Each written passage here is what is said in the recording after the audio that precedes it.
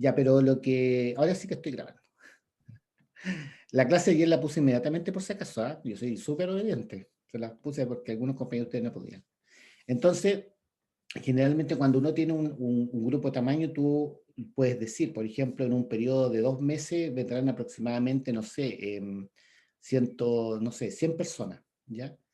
Entonces, si tú tienes, por ejemplo, 100 personas, lo que tú básicamente vas a tomar la puerta a partir de ese 100%, pensando en que, por ejemplo, se ha determinado que la ansiedad es de aproximadamente un tanto por ciento, tú ese valor con esa prevalencia tú puedes calcularlo en Fisterra, es fácil de hacerlo, ¿ya? Y eso te lo puedo mostrar después, no es fácil, no es problema, Ya, ok. ¿ya?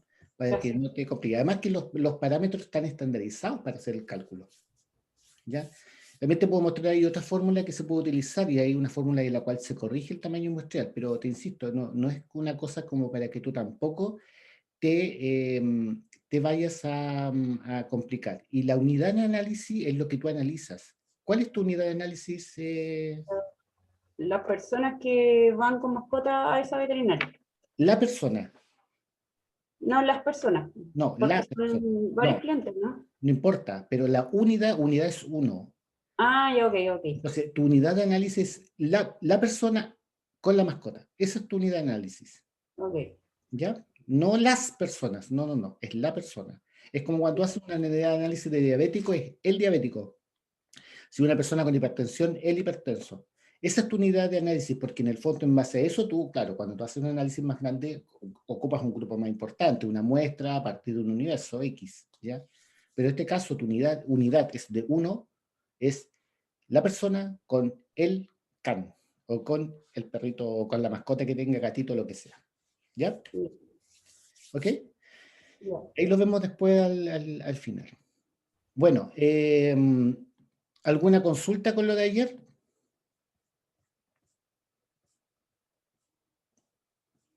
Subí un taller, profesor, es para Sí, después se lo voy a explicar. enviar. Sí, Ya. después lo vamos a conversar. Ah, como yo les dije ayer, corregí esto, ¿ah? Porque se acuerdan que me había faltado agregar algo para efecto de... no, es más adelante.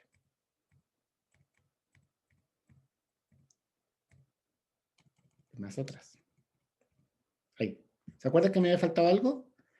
Sí, Entonces, se lo voy a repetir cuando ustedes pongan para efecto del análisis de los datos, ¿ya? O algunos lo ponen como análisis estadístico, da exactamente lo mismo, se puede poner porque en el fondo tú analizas los datos. Y se va entonces a verificar la distribución de normalidad de los datos de las variables numéricas con la prueba de Shapiro-Wilk. Existen otros también, existe Kolmogorov, generalmente es de Shapiro porque es un poco más precisa. Si hay normalidad de los datos en celeste, o si no hay distribución normal o no normalidad de los datos en color naranja, los datos se expresarán en promedio, mediana, desviación estándar, porcentaje y todo. ¿Qué quiere decir esto? Si hay normalidad de los datos se expresarán en promedio, desviación estándar, porcentajes y también en algunos casos frecuencia absoluta porque es el número. La comparación de dos grupos se utilizará t-student. Si se tratase de dos más grupos se aplicará ANOVA. Para la correlación se utilizará el test de Pearson según corresponda. Para los que no tengan distribución normal,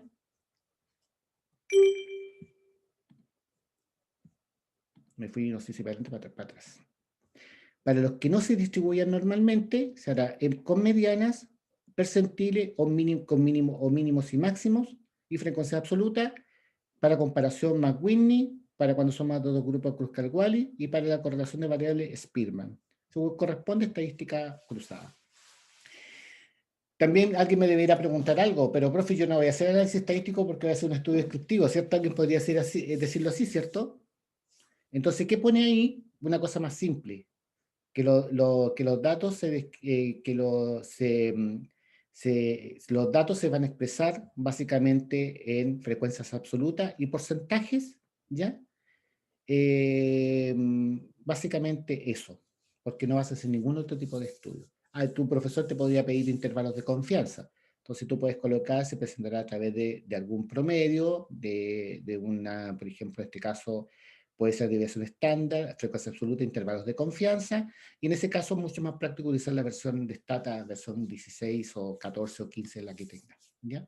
Por lo tanto, este ejemplo es para que ustedes lo transcriban dependiendo si su estudio que van a realizar, que sea cuantitativo, sea analítico, corte transversal analítico, tiene una distribución normal o no. ¿Queda claro por ahí? ¿Un poco más claro? Sí, profesor, gracias. Ya. Entonces, aquí hay, para finalizar, acuérdense que terminamos esto resumiendo que esto es una tabla, y la tabla tiene la variable dependiente y las variables independientes, en esta zona las variables independientes, y en esta zona de acá las variables dependientes. Así se escribe una tabla, y ayer hicimos un ejercicio con tabla, en el sentido de cómo se escriben o cómo en el fondo se dice, ¿ya? Hasta ahí fue ayer, ¿ya? Ahora, nos toca hacer un taller de resultados, pero eso lo vamos a dejar para la parte final, y voy a dar las instrucciones y voy a mostrar voy a mostrar porque son 4 ejercicios en el fondo que ustedes tienen que hacer más o menos de lo que conversamos en la clase de ayer, que es sobre análisis de resultados, ¿ya? Con respecto a la discusión, que otro tema importante, básicamente tiene que ver con la interpretación y relación de los objetivos originales y hipótesis. O sea, en el fondo, el conocimiento actual que tengo a partir del contraste de la información que yo generé en mi estudio, ¿ya? Ahora, cuando uno generalmente hace, entre comillas, la discusión, se hace siempre posterior a la exposición de los datos, o sea, a los resultados, ¿ya? Y este apartado, además, este espacio de discusión, aparece previo a las conclusiones. Una cosa importante, para hacer la discusión es necesario redactar de una forma distinta a la que se redacta generalmente y escribimos todos, que por lo general no es tan bueno, ya todo me incluyo también. Y por lo tanto la literatura científica se caracteriza por su coherencia, precisión, claridad, orden, concisión y pertinencia. Los gringos definen clear, concise y precise, o sea, claro, conciso y preciso, ¿ya? Generalmente una frase, una idea, no 2 ideas en una frase, seguida por un punto seguido. Cuando cambio de idea, cambia un párrafo distinto. Después les voy a mostrar un ejemplo. Por lo tanto, además, la intención es plantear la relación entre lo observado y los resultados.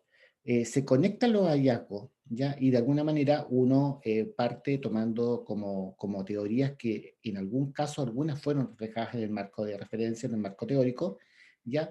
O de algunos estudios nuevos que pudieran aparecer mientras yo desarrollo mi estudio. Posee un doble componente explicativo y argumentativo y indica de qué manera los datos resultados respaldan la veracidad de la hipótesis. O sea, en el fondo yo estoy de alguna manera contrastando y contextualizando lo que de alguna manera planteé con hechos verídicos y publicados en la literatura como general. Una cosa importante, las discusiones también pueden generar nuevos estudios, recomendaciones.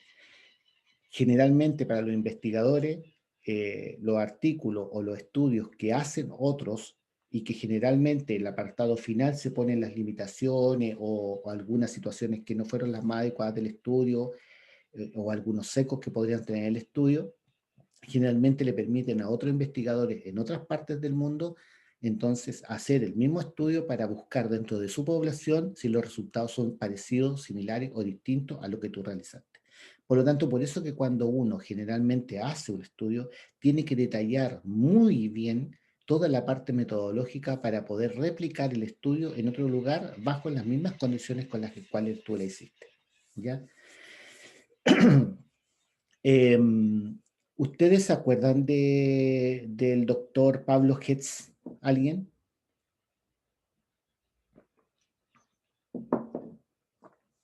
¿Alguien alguna vez lo ha escuchado?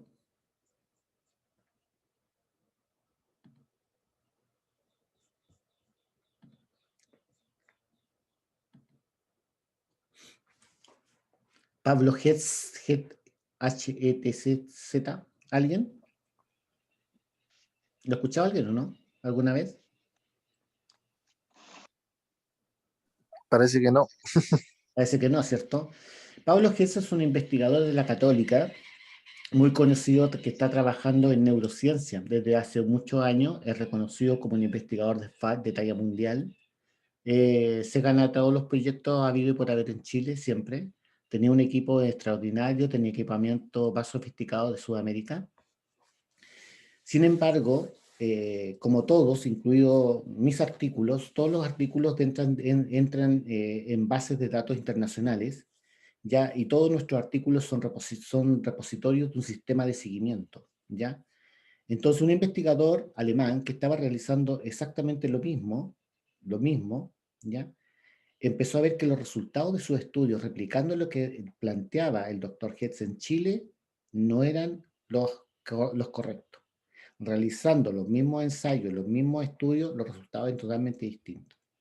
Y este investigador alemán refuta los resultados y los manda a, en este caso, a esta institución que reúne todos los artículos de investigación del mundo y plantean de que existen contradicciones entre los resultados que presentó el doctor Hetz y los resultados que están presentando. Bueno, se hizo un estudio de escrutinio público, lo pueden buscar, está publicado, porque este, le insisto, es un investigador relativamente joven, topísimo a nivel mundial, investigaba en Parkinson, estaba buscando la cura del Parkinson, entre otras cosas, ¿ya?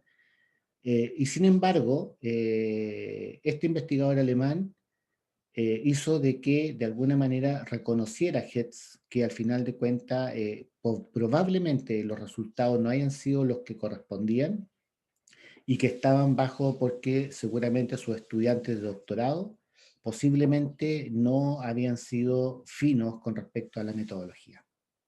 ¿Qué significó eso? Que en estos momentos Pablo Hetz, un investigador, no sé si es Pablo Hetz, lo voy a buscar bien, ha tenido que disculparse en todo, le han retirado los incentivos de todo,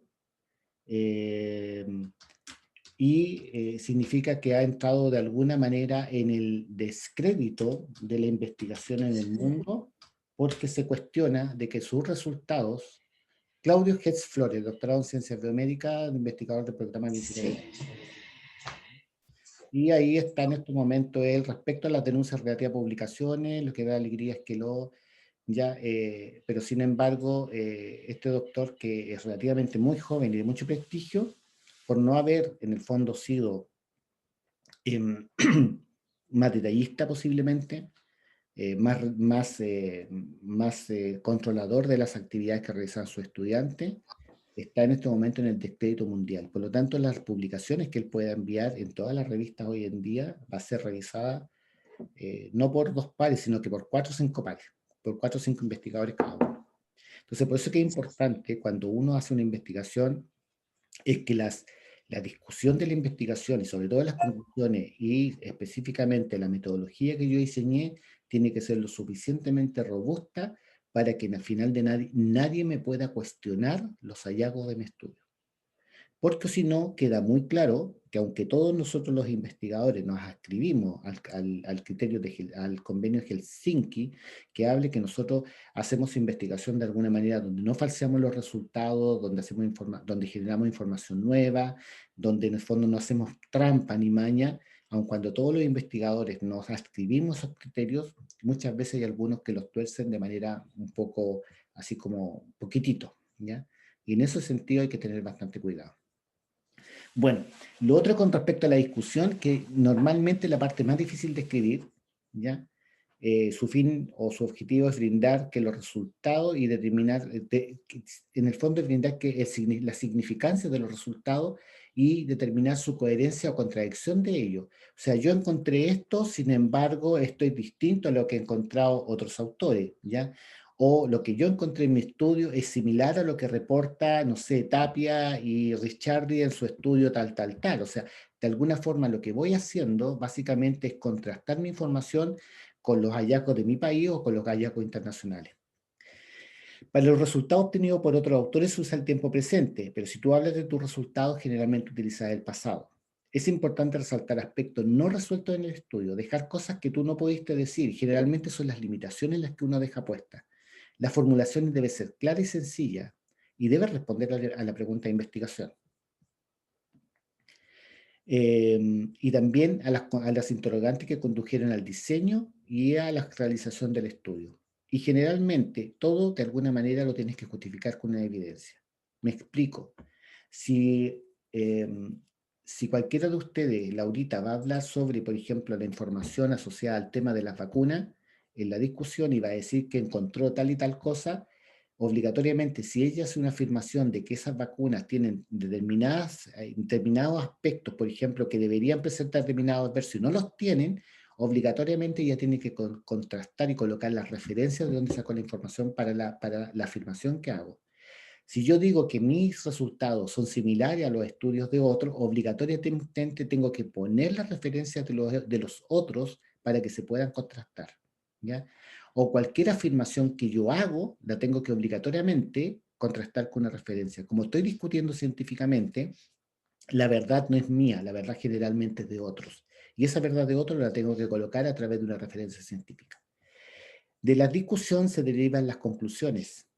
Se explicitan recomendaciones para otras investigaciones, se evalúan implicancias de la investigación, establece cómo de alguna manera se responden las preguntas que se generó quien estaba desarrollando la investigación, se relacionan con resultados previos en investigaciones, pueden ser tuyas o de otros, ¿ya?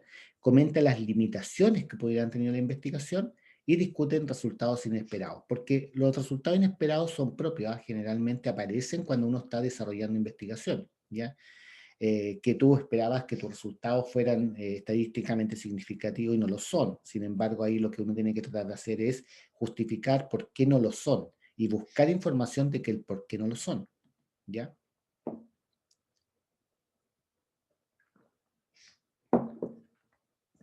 Errores más comunes en la discusión. Repetir los resultados tanto en la discusión como en los resultados. O sea, en el fondo es que yo los resultados los ponga en la discusión. Generalmente no se hace, ¿ya?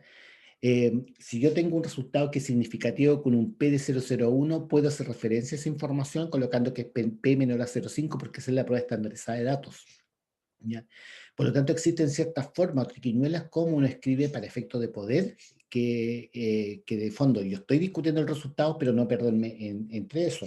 A lo sumo puedo plantear el tema del resultado o de alguna manera escribir la información de la tabla para efectos de poder discutir esa información.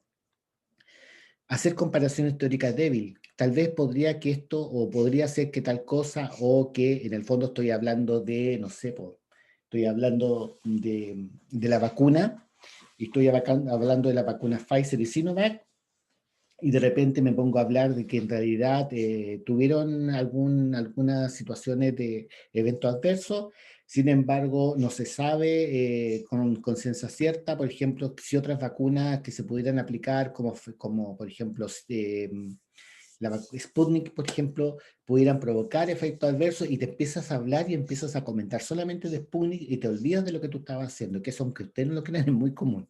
Ya, eso tampoco se hace. Lo que uno hace básicamente es discutir las situaciones que yo encontré en mi investigación. Un error también es especularse una base empírica o teórica, en el fondo. Yo, al final de cuentas, afirmar, por ejemplo, algo si no tengo certeza de eso. ¿Cómo se hace? Se inicia con un breve resumen de los resultados más destacados, sin caer en detalles.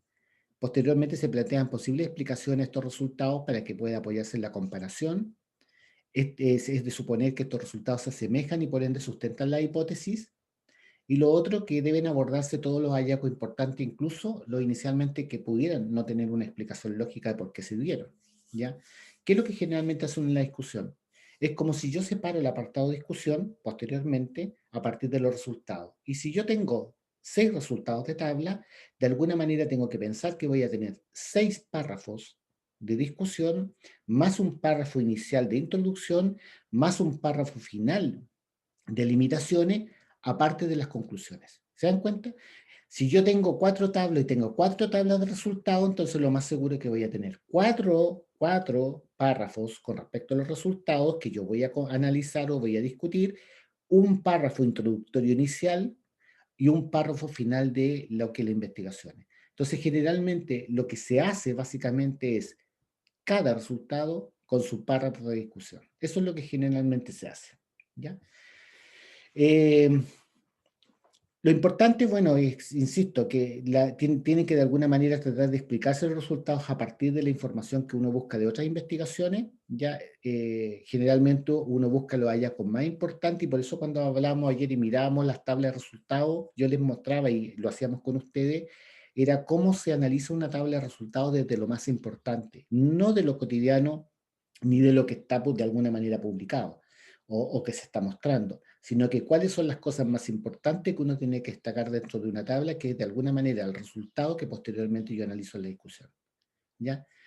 Se debe especificar al final generalmente las limitaciones y debilidades que tuvo el estudio, ¿ya? Todos los estudios tienen debilitaciones y tienen sesgo, ya sea porque el tamaño de la muestra es muy poco o porque al final de cuentas posiblemente podría, cuando tú después te das cuenta que no analizaste una determinada variable que sí debería haberla considerado. Entonces lo que uno lo que hace básicamente es lo declara.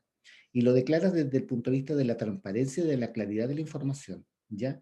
Y de hecho, es muy bien visto que tú declares las limitaciones de tu estudio. ¿Por qué? Porque otro investigador, insisto, que mira tu estudio y que lo quiere replicar, en el fondo va a tomar la variable que tú dijiste y lo va a desarrollar en su país o en su lugar de origen, ¿ya? Entonces también es muy importante y es muy claro que tú lo puedas realizar. Es lo que pasó con el caso de lo que estaba comentando, ¿cierto? Exactamente, Es lo exactamente. mismo. Y Sí. en masa, generalmente cuando uno hace estudios de cualquier tipo, si ustedes ven los artículos, de repente en algunos casos cuando tienen mucho de investigación en parte de ciencia, es muy detallado el reactivo que utilizaste, la marca del reactivo, si tú usaste una sonda, la marca de la sonda, de qué país se hizo, cuál es la secuencia de la sonda, cuáles fueron las condiciones en las cuales tú, por ejemplo, procesaste la sonda para poder obtener tu resultado. O sea, se detalla todo paso por paso. ¿Para qué? Para que pueda ser replicado en un estudio. Y aunque ustedes no lo crean, sus estudios también tienen que ser posteriormente enriquecidos y de alguna manera un artículo detallado en profundidad para que cualquier otra persona pudiera igual desarrollarlo. O si no, puede pasar lo que alguien dice, no, está mintiendo lo que está haciendo y te ponen en tela de juicio tu información. ¿Ya? Em, se debe agregar la conclusión que entonces interfiere en todas las ideas derivadas. Infiere, en el fondo, a partir de lo que en el fondo yo encontré. Las conclusiones generalmente, de alguna manera, en algunos casos se consideran como un pequeño resumen de todos los resultados que yo obtuve, ¿ya? Lo más importante. Algunos lo escriben como un párrafo y otros generalmente lo escriben punteado. Eso es estilo libre para qué es lo que hacer. Y también te presentan recomendaciones para próximas investigaciones, así como hacer mención a aspectos que no fueron abordados en el estudio y que deben ser, por ejemplo, hechos. Por ejemplo, el estudio que nosotros mostramos del índice de alimentación, la discusión partía con un párrafo, donde hablaba de la importancia de la alimentación, bla, bla, bla, bla. ¿Se dan cuenta? Entonces, aquí se ve más grande, pero en realidad si uno de eso lo lleva a una escritura, son generalmente 3 párrafos, o sea, son tres parrafitos chiquititos seguidos, ¿ya? Y que en el fondo lo único que hacen es mostrar, por ejemplo, por qué uno de alguna forma está haciendo ese determinado estudio, ¿ya? Posteriormente, después se plantea lo teórico dentro del mismo estudio, dentro de la discusión, reportados por Durán en estudiantes chilenos. Después, por otro lado, se encontró una diferencia estadística significativa con el consumo de calorías, bla, bla, bla. Estos hallazgos concuerdan con lo reportado por Del Piero con población argentina, son significan que existen diferencias. En ese mismo estudio se mostró un consumo, porque estábamos hablando de alimentación, un consumo distinto en relación o diferente o igual de nuestro estudio comparado con el estudio de Argentina. Eso es lo que de alguna manera es teórico, ¿ya? Por lo tanto, si uno mira visualmente, la discusión se compone de un pequeño párrafo de introducción, de un cuerpo teórico que en el fondo son los resultados que yo obtuve contrastado con la investigación de alguna forma externa y las limitaciones. De eso visualmente se compone la discusión. Visualmente para que sea más clara. ¿Qué pregunta se tiene que hacer clave cuando yo hago discusión? ¿Cuál es la validez del resultado que obtuve? ¿Qué tan efectivo fue el método? ¿Cuáles fueron las limitaciones y por qué se presentaron? ¿Cuáles son las semejanzas y diferencias? ¿Existen algunas contradicciones? ¿Es posible aplicar los resultados en otras situaciones y contextos? ¿Cómo mis resultados sustentan o le quitan validez a la hipótesis que yo generé? La interpretación del resultado se ajusta a la delimitación que se propuso el problema. Cuando yo delimito el trabajo, generalmente lo delimito a un área geográfica o un área de investigación, ¿ya? Y en el fondo lo que le trato de hacer es que no me vaya para otros lados que no tienen nada que ver. Ejemplo, la disminución del aspecto A que se registra en la población estudiada se atribuye a cambios que ha sufrido la situación B. Es posible que esto traiga como consecuencia la aplicación de un efecto nuevo C, tal como lo dijo tal persona en lo que encontró en las mismas situaciones, bla, bla, bla, bla, y uno generalmente lo hace. También puede hacer dentro de la discusión, no se presenta una relación entre la ansiedad, por ejemplo, y la tenencia de mascota, contrario a lo que muestra nuestra hipótesis que dice que sí tienen relación, ¿ya? Estos estudios son contradictorios comparados con los que encontró, no sé, Parr y colaboradores en, no sé, en Austria, que planteaban de que la tenencia de mascota era tremendamente importante para mejorar las instancias o la tranquilidad mental de los niños, de los adultos, que fuera. ¿Ya? Generalmente así se escribe la discusión. Otra forma en la que se puede hacer, para este estudio, la cifra fue menor cuando se indagó acerca de la condición A. O sea, para este estudio fue menor cuando se indagó la disminución, por ejemplo, entre comillas, de la ansiedad. ¿Ya? Los resultados del presente estudio son comparables por metodologías realizadas en países que tienen los mismos tipos de estudios como por ejemplo. Posiblemente existan cambios temporales o en los tiempos y las tendencias de A ante la ausencia o presencia de elementos de B. O sea, posiblemente hubo cambio en el tiempo o en el momento, en el caso del estudio, por ejemplo, en el caso de la ansiedad, ante la ausencia o presencia, por ejemplo, de que hayan o no, por ejemplo, algunas mascotas. Eso es lo que yo, en el fondo, me acuerdo en este momento de lo que estaba hablando con Sofía.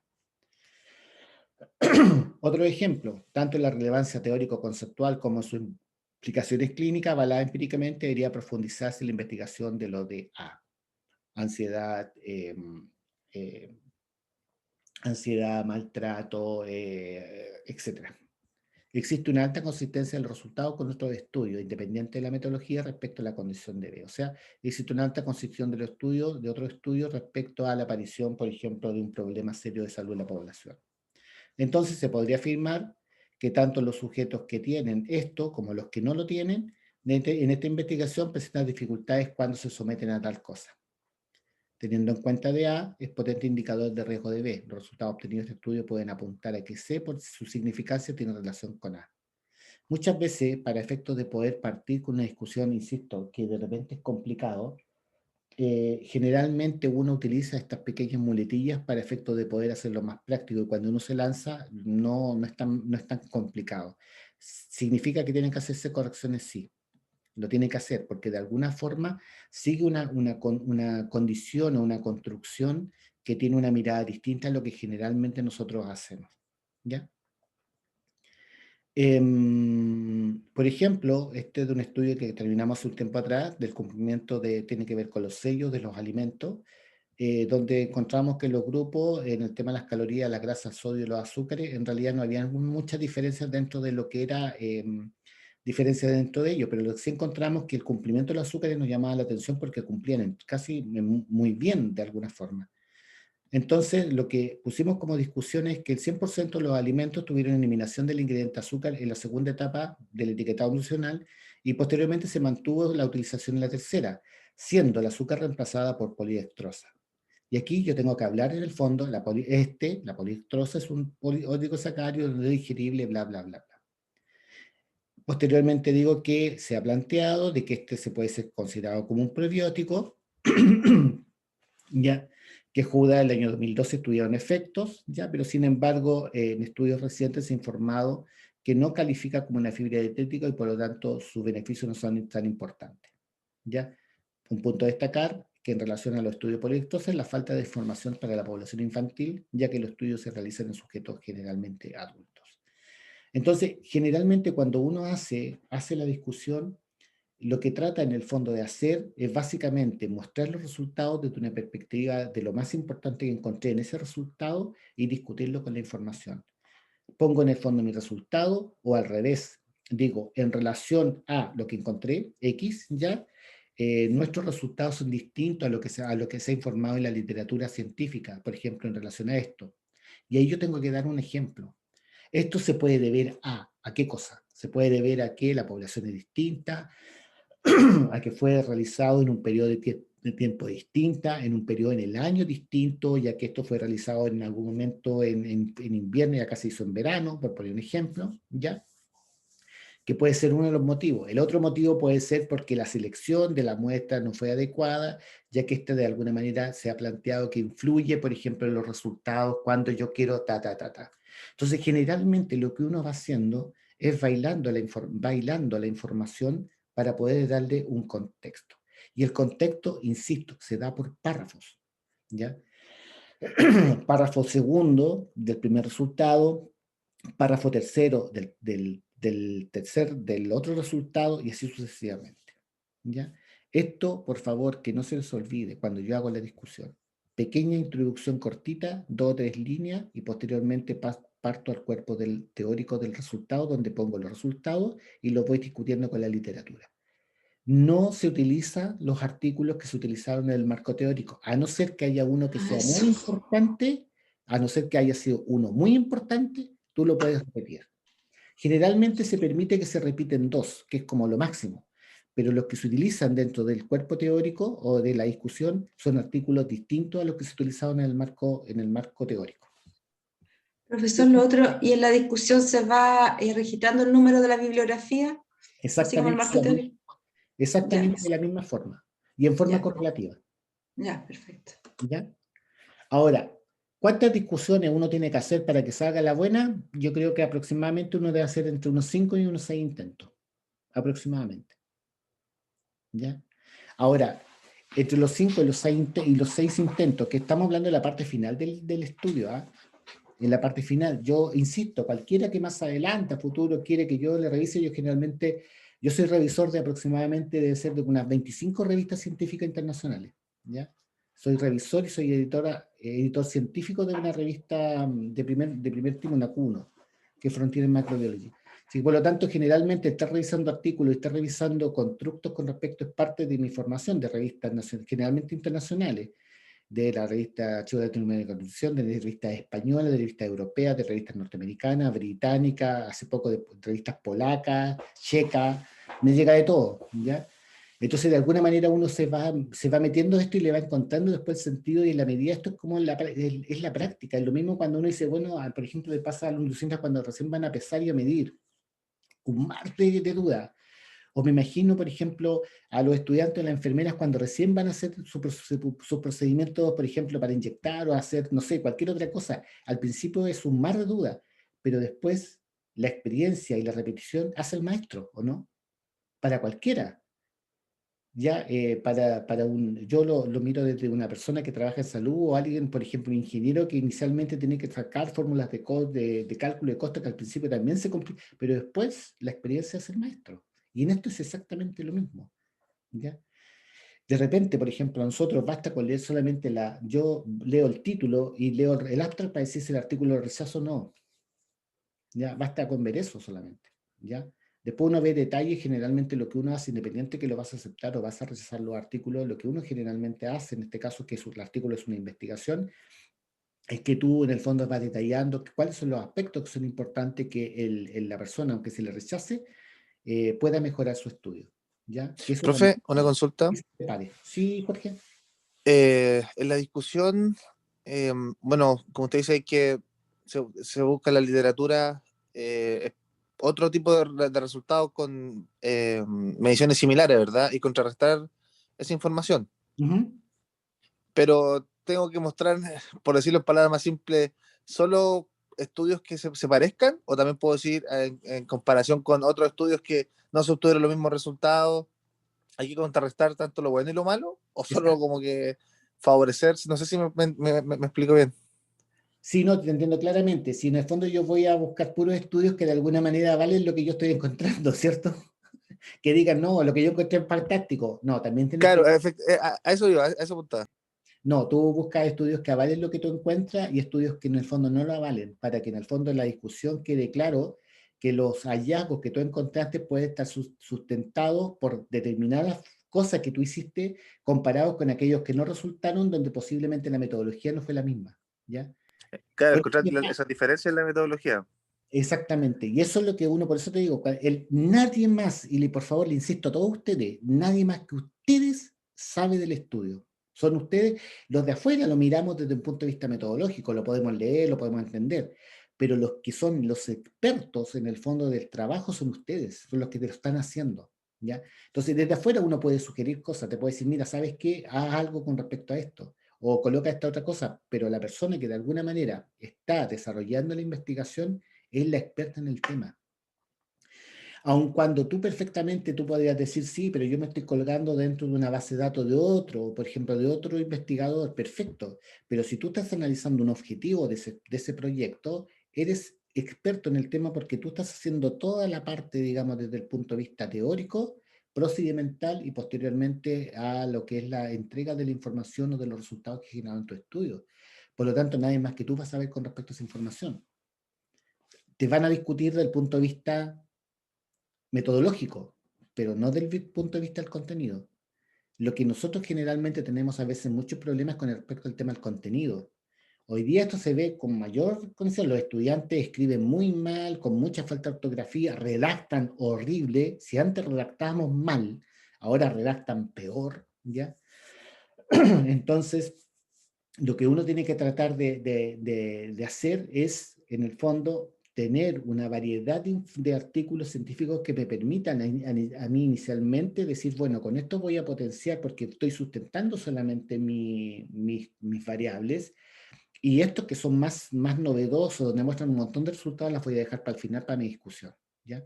Entonces, generalmente lo que se dice es que un marco inicial con metodología y todo debiera tener aproximadamente 30, 25, 20, 25 referencias, y la parte de discusión debiera tener otras 10 aproximadamente. Eso es lo que de alguna manera se plantea, un 25%, 30% de todas las referencias aproximadamente.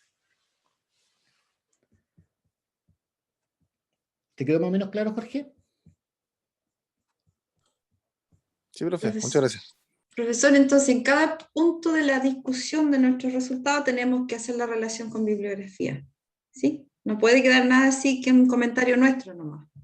Claro, porque si tú estás haciendo un comentario, a no ser que tú estés, lo que pasa es que cuando tú haces la discusión, tú muestras un resultado, tú muestras una contrastación con algo similar o no de la referencia, pero se vale que tú puedas hacer un juicio. Ya. ¿Ya? Tú lo puedes hacer. Ya.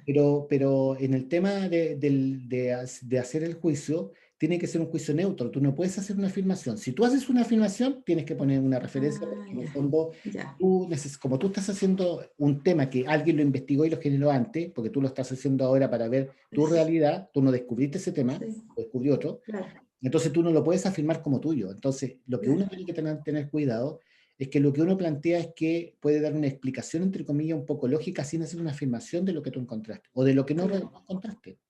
Porque puede ser que no encuentre bibliografía de ese resultado que yo obtuve. Exactamente, y cuando uno no encuentra resultados, o por ejemplo, está trabajando con temas que no hay mucha bibliografía, uno lo tiene que declarar obligatoriamente en el marco teórico. ¿Ya? Porque si tú no encuentras mucha información dentro del marco teórico, al final de cuentas tú lo vas a generar. Silvia, por ejemplo, tú te refieres a tu estudio, ¿cierto? No, en general es que estaba viendo para entender bien a lo que tengo que llegar, porque aquí está claro que uno tiene que imprimir lo que está pasando y ir chequeando cada punto para que nos quede bien nuestra discusión. Exacto. No estaba aprendiendo, no estaba relacionando. No, está bien. Mira, fíjate que, y esto básicamente tiene ese sentido, el sentido de poder traspasar lo que yo de alguna manera voy encontrando resultados. Mira, nosotros hacíamos un electivo, hace años hicimos un electivo con José Leiva, con el profe Leiva, un electivo de cómo escribir un artículo científico, que hicimos años antes. Y fíjate tú que fue el periodo en el cual se titularon más estudiantes porque el enseñarle a hacer cómo escribir, al final tenía mejores resultados porque ellos mejoraban también cómo que escribían sus tesis. Entonces, todos enviaron y de hecho tuvimos tasa de titulación bastante alta, cerca del 80% en esos tiempos. Justamente nosotros los que tuvimos el electivo de innovación con el profesor Leiva, le decíamos, o sea, todo lo que nos está pasando debería ser para todo, porque es parte de lo que nosotros vamos a utilizar en la tesis, y nos mencionaba que tenían este electivo antes, o sea, este ramo. Sí, sí, lo comentó, porque lo encontramos súper bueno. Y es una forma, porque insisto, nosotros generalmente lo que tú enseñas es básicamente los tips de cómo escribir, porque a quien finalmente escribe el estudiante, ¿ya? El de ser, por ejemplo, conciso y preciso, el de poner una idea, no utilizar excesivamente las comas, porque nosotros ponemos coma, y en realidad dentro de una frase no más de una coma. Entonces, eso hace de que tú también tengas que escribir esto. Y uno lo hacía, lo ejemplificaba, ponía el párrafo y decía, pero mira, si tú borras esto, dice exactamente lo mismo, en vez de 6 líneas, en 2. Dicen que mire, y para que te des cuenta, por eso es que cuesta escribir, básicamente porque en el fondo nunca tampoco se nos ha dicho cómo hacerlo. ¿Ya? Bueno, eso es lo que... Profesor, Sí, dígame. ¿le puedo hacer una consulta al respecto de lo de la discusión? Dime, dice Raquel nomás, ni un problema. Ya, mire, mi tema era la simulación clínica, ¿Ya? pero mi muestra era muy pequeña y me lo echaron todo para atrás. Entonces ahora lo estoy haciendo en base a hacer encuestas de satisfacción y calidad de la simulación clínica en los funcionarios de la red Ñuble. Pero yo he buscado y hay más estudios relacionados con encuestas de satisfacción, pero todos son en alumnos de pregrado. ¿Se puede comparar un funcionario de años en un hospital con un alumno de pregrado? Lo que pasa, La... lo que pasa es que ahí tú no vas a comparar tus resultados de unos con otros. Lo que tú vas a comparar específicamente es la metodología. Ah, La ya, metodología ha funcionado en otras partes. Porque la ya. metodología de la simulación es una metodología relativamente, aun cuando no es tan antigua, tampoco es tan nueva. Por lo tanto, Mm. existe información con respecto a la parte de la implementación de hospitales simulados, clínicas simuladas, o por ejemplo el desarrollo dentro de lo que es la simulación como tal. Ahora, lo que ahí uno tiene que tener claro, lo que tiene que tener claro es cómo yo hago que el tema sea un poco más general. Por ejemplo, si tu tema es que tú quieres incorporar la simulación clínica dentro de grupos de trabajo ahora, o si tú quieres evaluar cómo funciona la simulación clínica comparada, por ejemplo, por ejemplo, con alguien que no hace simulación clínica, que son dos cosas distintas. Claro. Y yo No, te, va a ser solo la encuesta de satisfacción a los funcionarios que hicieron capacitaciones con simulación clínica en el hospital en el año 2020 y el primer semestre del 2021. Un estudio descriptivo. una pregunta no, que va a quedar grabado, lo hago con la mejor intención. ¿Y por qué te decían que ¿Mm? tu muestra era muy pequeña para poder hacer lo otro? Porque eran 20 personas. Pero hay estudios de alguna manera donde contrastas grupos con grupos de 10. No sé, pero me dijeron que la muestra era muy pequeña de 20 personas y no, Lo que no. pasa es que lo que importa ahí es el diseño, porque si tú vas a hacer un diseño en el cual tú vas a hacer un diseño donde vas a hacer un estudio comparativo, un estudio casi experimental, donde tú vas a comparar, por ejemplo, los que hacen simulación comparados con los que no hacen simulación, con 20 por grupo te sirve, porque hace Mm, estadística ahí, estadística diferencial. Bueno, claro, pero no, me pero dijeron que no. Así que bueno, ahora estoy armando todo de nuevo. estoy armado todo de nuevo, pero lo que tú tienes que pensar, ¿con qué estoy hablando con Raquel? Raquel, lo que tú tienes que pensar que lo básico para ti no es la persona que hace la simulación. A ti el eje central es la simulación como una metodología. Sí.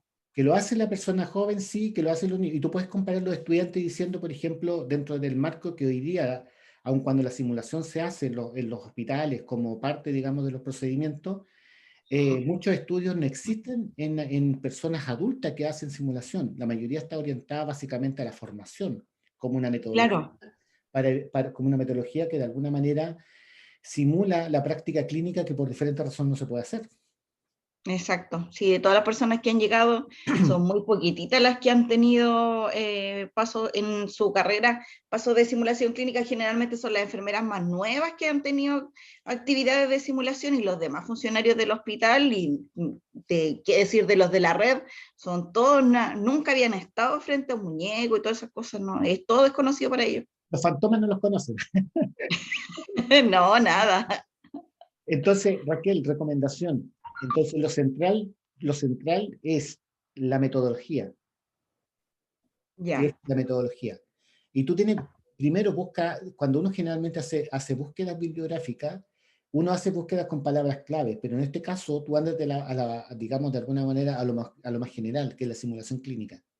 Y ahí y te vas a encontrar con un mundo de simulación clínica en distintas áreas y en sí. distintas carreras. ¿Ya? Entonces, porque si tú lo vas a aplicar solamente a una formación, en este caso enfermería, ¿no?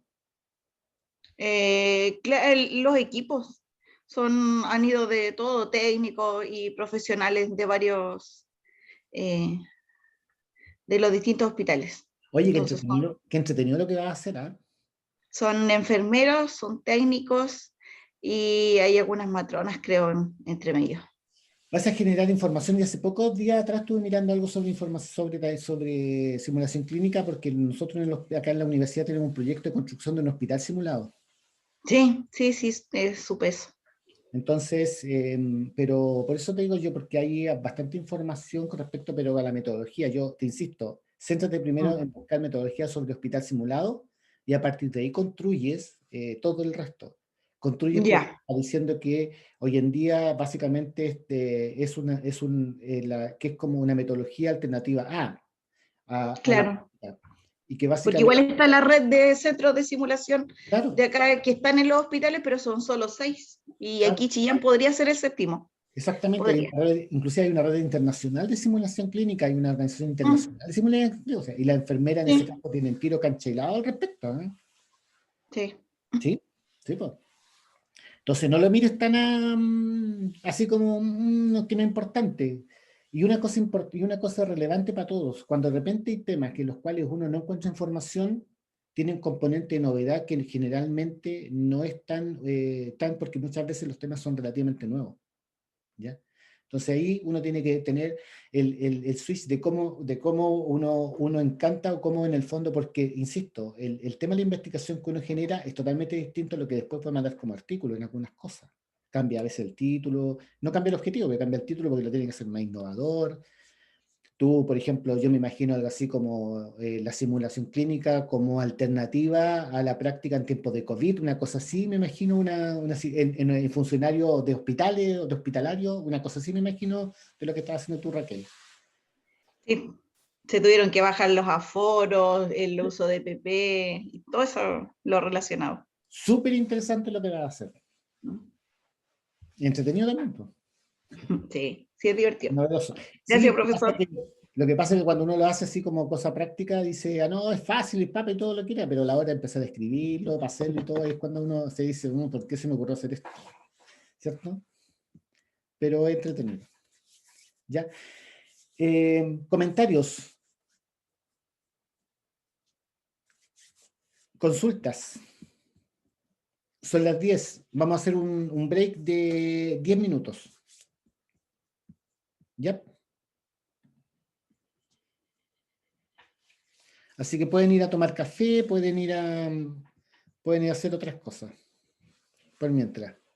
¿Ya? ¿Hasta qué hora este break es de 10 minutos y terminamos a las? Vamos Porque a después tenemos terminar una a clase las de 10 para 11. las 12. A las 11. Generalmente vamos a terminar a las 11. Generalmente la clase termina a las 11:50, pero por el tema de protocolo, de protocolos, la idea es que no estemos más allá de 120 minutos con los estudiantes. Y 180, digamos, minutos a veces en un tema general, de toda la mañana. Sí, pues después tenemos otra asignatura. ¿Sí? Pero la asignatura es 10 para las 12, ¿no? 10 para las 12, sí. No, pero los voy a dejar ante el libro, no se preocupe. Ya, gracias. Hay que ir a hacer las compras, otros tienen que ir a cocinar. Voy a decir la vida, Sí. ¿cierto? Sí. Así que 10 minutos para que en el fondo volvamos, te retomamos que queda poquitito y después darle instrucciones con respecto al taller. Y vamos a revisar el taller para mostrarlo desde la parte primera porque hay algunos compañeros que no están y como esto va a quedar grabado para que después puedan ver también los comentarios. Así como la grabación de ayer ya está disponible para ustedes, me imagino que la pudieron bajar desde Drive, los que quisieran verla de nuevo. ¿Ya? Así que 10 minutos hasta las 10:15, mejor. Hasta las 10:15 para que alcancen a ir a calentar agüita, a tomarse algo por mientras. ¿Ya? Muchas gracias. Mariana. ¿Nos quedamos en este Gracias, mismo chat? ¿Nos quedamos en este Mismo, chat o nos sí. conectamos a otro? En el mismo. No, nos Ya. conectamos aquí mismo. Esto lo conecté para 2 horas, entonces debería terminar a las 11, no, pero aquí mismo. Ya. Dejamos Perfecto. un solo archivo, después más fácil. Ya, gracias. Ya. Profesor, Sí, Mariana, ¿cómo estás? bien y usted. Bien también, tanto tiempo. Ayer cortamos y fuimos de un viaje. Sí, sí, pero ahora después de las 11 podría ser si tiene tiempo. Sí, sí. No, pero yo creo que Ah, al ya. terminar un poquito antes, al finalizar la clase, nos juntamos. Ya, muchas ¿Ya? gracias. Listo. Ya. Así que ahora pueden ir a prepararse un tecito, un cafecito o algo. Por mientras, los que están disponibles, la idea es que el taller se haga en grupos, ¿ya? Y generalmente los grupos habituales que ustedes tienen, para que sea más práctico, ¿ya? Para que se organicen mientras, porque yo sé que ustedes se comunican igual por WhatsApp ahí entre todos ustedes. Ya, Pero hay un máximo porque hemos tenido distintos grupos de más o menos. yo diría que no más allá Ya, de tres por grupo, máximo 4, podría ser de 4 por grupo. ya, gracias. ¿Ya? Entonces nos juntamos a las 10:15. Voy a dejar abierto la Se silenció. Perdón, si alguien quiere, si yo me silencié, pero si alguien quiere salir o apagar, o puede volver a entrar posteriormente. Ya yo no voy a cerrar la señal, no voy a cerrar la sesión porque si no habría que crear otra sesión más. Nos vemos. Nos vemos, gracias.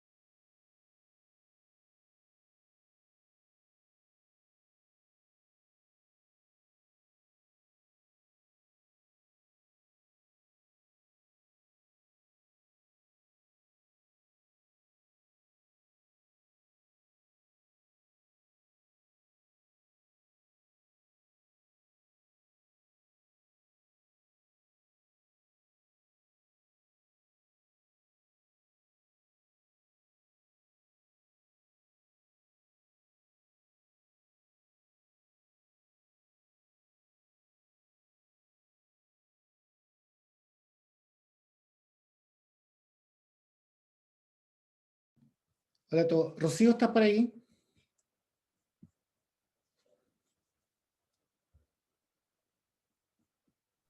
Sí, acá estoy. Mira, Rocío, existe una página que se llama Fisterra, fisterra.cl, que es una página que se utiliza mucho para hacer cálculo de tamaño muestral. De hecho, la ocupan mucho los sistemas sanitarios españoles para hacer sus cálculos de estimar, digamos, tamaño muestral en sus grupos de población. ¿Ya? ¿La estás viendo? Sí, esa me suena esa página. Sí, de hecho, ¿Esa la vimos en clase? Sí, sí, la vimos en clase. sí, porque si yo Alejandro se las mostró. Sí, ella. Sí, por eso te digo yo que me llamaba la atención, porque yo sabía, porque me pidió porque yo la parte de tamaño muestral la hice yo el año pasado en el magíster. Mira, en este caso, si tú tienes una población de 100, tu nivel de confianza siempre es un 95%, o sea, que la probabilidad sea menor a un 0,5, un 5% de equivocación, con una precisión del 3 que siempre se ocupa en la proporción de, digamos, de lo que tú quieres evaluar, que es el problema. En este caso, si tú estimas que la ansiedad, por ejemplo, es ansiedad, ¿cierto? Claro, como que tener una mascota disminuye la ansiedad. Ya. Eso, Entonces, si uno estima que la ansiedad en un grupo X de la población es de un 5% aproximadamente, o puede ser un 10%, que es lo que generalmente uno cambia los valores y te da una muestra aproximadamente de 80. Si ya. partes de 100, si partes de 100, obvio. Ujú. Generalmente uno espera que se pierda un 15%, pero esto uno lo puede bajar a que tu pérdida va a ser un 5%, pero generalmente puede ser 84, si partes de 100. Ahora, esto yo solamente te lo muestro y tú puedes colocarlo textual. Yo te puedo hacer lo que generalmente se coloca ahí, que para estimar el tamaño muestral se estimará con una población universo de tanto, con un nivel de confianza de tanto, precisión tanto, una porcentaje donde el tamaño muestral va a ser más o menos 80. Pero mi recomendación, que una cosa es calcular el tamaño muestral y lo otro es la selección de la población, que tiene que ser mediante un método aleatorio, yo te recomendaría que trabajaras con el universo. Si son 60 los que tú vas a tener determinado tiempo, trabajas con tu universo es la muestra del universo, es exactamente lo mismo. Profesor, Pero entonces, disculpa. Ya, después. trabajaría con 60 personas entonces. Si tú lo determinas que en el fondo tu universo son 60, tú vas a decir que la muestra con la que tú vas a trabajar es equivalente al universo. Y trabajas con los 60. Ya. Y ahí no tendría que sacar esto, o igual lo saco por si acaso. Lo que pasa que si vas a tener una muestra y que igual al universo, ¿para qué vas a sacar tamaño muestral? No, en este caso no se aplica. Lo que sí tú tienes que mencionar es que para efecto de no, pues no tendrías que hacer nada más, pues solamente decir que vas a trabajar con ese grupo, porque son todos los que en el fondo tú tienes disponibles. ¿Cuándo Ya. generalmente uno calcula tamaños muestrales? Cuando tiene grupos muy grandes. Ya, yo tengo 400 personas, no puedo encuestarlas todas, entonces saco de todo, en este caso de un grupo, saco una muestra representativa que la hago a través de una fórmula matemática y que de alguna manera posteriormente yo voy a hacer una selección aleatoria a ese grupo. Entonces, ¿para qué? Para tener la representatividad de todo el universo. Y después voy a hacer inferencia, o sea, mis resultados los voy a extrapolar a todo el grupo. Eso es hacer inferencia estadística. ¿Ya? Ya, ok. Entonces, cuando uno trabaja cuando tú pones, por ejemplo, cuando tú en tu estudio dices diseño, después tienes población y muestra, tú vas a decir la muestra será equivalente al estudio. Y por eso serán 60 personas, cuánto tamaño, como lo tienes puesto tal cuenta ahí. El Ya, cálculo de tamaño muestral no aplica ya que la muestra es igual al universo. Una ya, de análisis, la persona con su mascota. Punto. ya. Muchas gracias, profesor. De nada.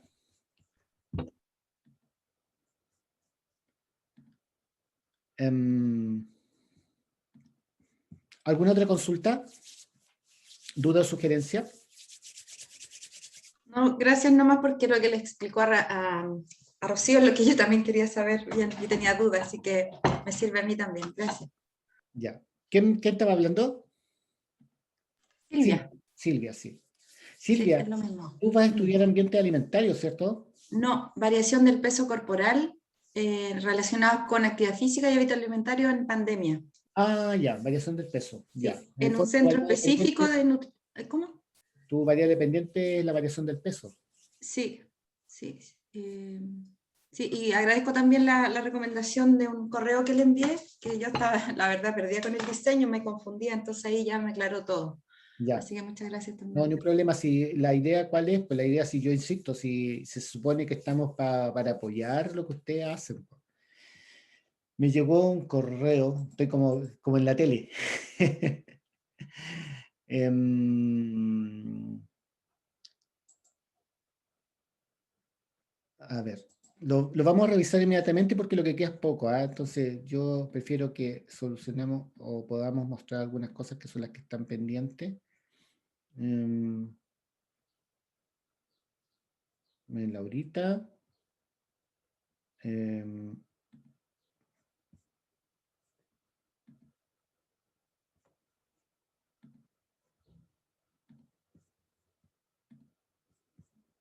Cortito porque de repente estas explicaciones le pueden servir, como dice Silvia, a otro. Me escribió Verónica, Concha. Verónica, ¿aló? Sí, y yo estoy acá, profesor. Verónica, ¿cuál es lo tuyo? ¿Lo que dice hábito alimentario? Sí, eso es lo mío. Ya, O sea, lo mío y de otra compañera, Paola. hábito alimentario, actividad física de trabajadores laboralmente activos en situación de pandemia y ausencia de confinamiento perteneciente a la práctica. Me cansé con leer el título, ¿ya? Sí, es largo.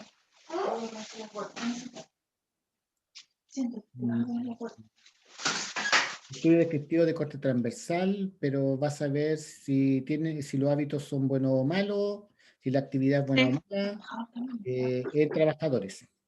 Sí, Eso es lo que tú vas a hacer. sí, eso es lo que voy a hacer. La planta más Lo que vamos a hacer. lo que van a hacer. Ujú.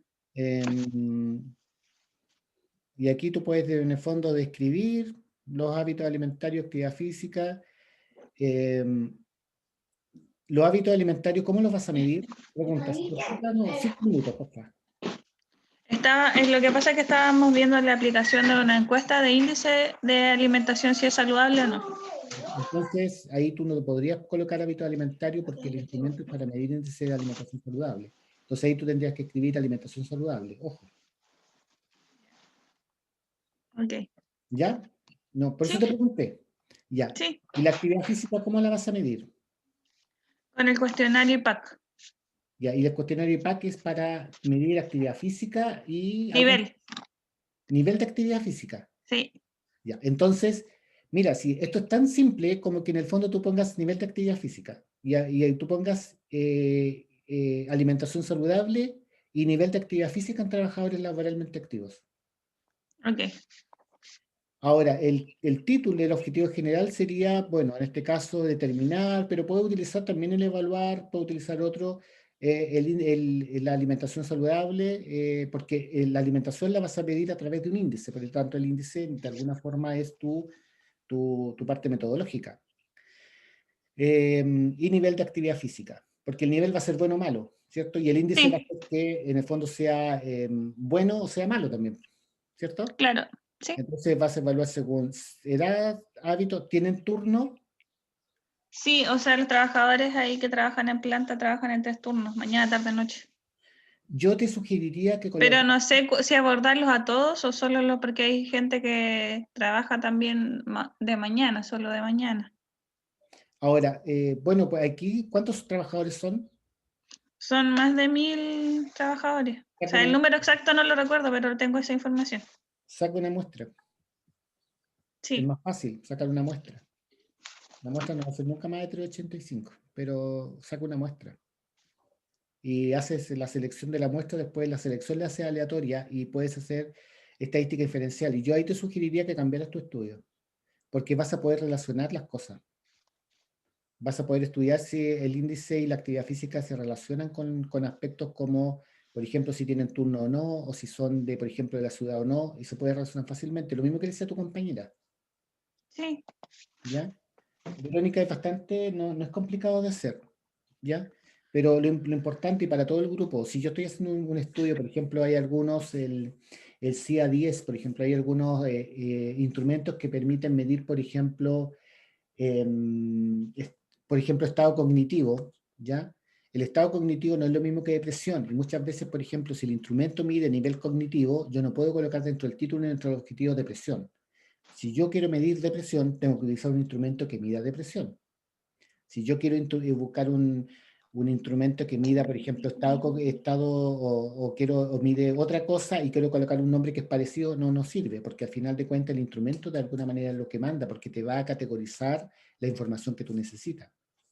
Por eso te preguntaba el instrumento para medir los hábitos alimentarios. ¿Existen instrumentos para medir hábitos alimentarios? Sí, existen algunos. Tú lo puedes utilizar y ahí tú puedes decir de hábitos, pero si es de índice, lo que en el fondo tienes que hablar es de alimentación saludable. Si tú utilizas, por ejemplo, deja recordar, hay algunos instrumentos que miden, por ejemplo, seguridad alimentaria. Si ocupa ese, vas a tener que hablar de seguridad alimentaria y no de índice y no de hábito. Entonces, manda mucho en el fondo el instrumento que vas a utilizar para eso.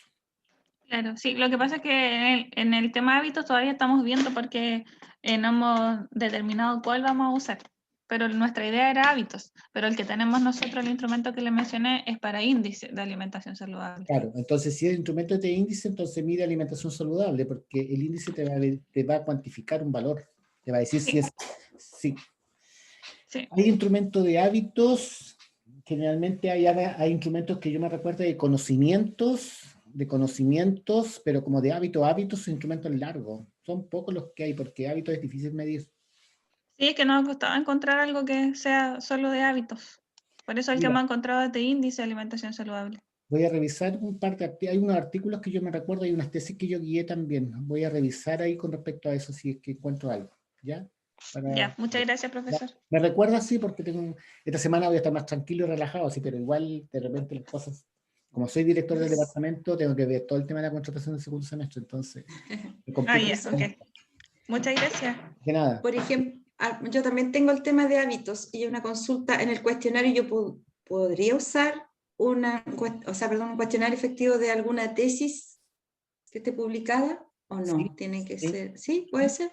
Sí, tú puedes Ya. utilizar, si el instrumento era para evaluar hábitos, sí la puedes utilizar. Sí. Lo que sí tienes que Ya. tener cuidado, que generalmente lo que uno hace es un pequeño piloto para ver el fondo del constructo, ver si las preguntas que tú estás utilizando realmente son lo que tú quieres que Sí. te conteste. Y Claro. eso generalmente se hace con un piloto chiquitito, ¿ah? Tú tomas un grupo de personas similares a las personas a las cuales tú vas a hacer estudios y le aplicas la encuesta. Y Piloto chiquitito, ¿cuántas más o menos se recomienda? generalmente ¿Cuántas son personas? 20 a 30, 20, más que eso, ya. 20 a 30. Un grupo generalmente, ¿para qué? En el fondo es que tú haces una evaluación del instrumento. Ya. Se llama esa validación, es parte de la validación del instrumento. Tú haces la validación a través de juicios de expertos o la haces a través de la aplicación de un grupo control. Y en este caso tú la haces a través de un grupo control, que es mejor que hacerlo en un juicio de expertos, porque el juicio de expertos está partiendo de la base del que opina cada una de las personas, y a veces las Claro. personas opinan distintas y te puedes complicar. Y este grupo control es mi misma unidad de análisis que yo tengo Este establecida. grupo de controles que tú le aplicas es solamente un instrumento que tú lo vas a decir la metodología. Cuando tú dices se ocupó el instrumento nombre, tanto, el cual fue obtenido a partir de la investigación realizada por, no sé, por Tapia y Roble y colaboradores, y fue aplicada en un grupo control para su evaluación interna, o para su validación interna, punto. Y con eso te da el pie de que tú en el fondo al que revisa es que, entonces la autora sí lo aplicó, sí lo evaluó, sí lo validó, por lo tanto puede ser aplicado en el grupo de control o en el grupo, perdón, de investigación donde ella quiere realizarlo. Ya, listo. Súper clarito, muchas gracias. De nada. Bueno, seguiremos con la parte final de lo que estábamos viendo nosotros. Profesor, Dígame. una consulta, es que estaba viendo la planilla y en mi tema decía, al final decía bien y al lado decía atención. ¿Qué es lo que había que Ya. ponerle atención? Veamos inmediatamente. El tuyo... El de diversidad. Sí, algo, espérate, a ver, ¿dónde estaba? Prevalencia, hábito alimentario, plan estratégico. El de plan estratégico, después si quiere le comento por qué en el fondo alguien le puse bien, espérate, una identificación de grupos.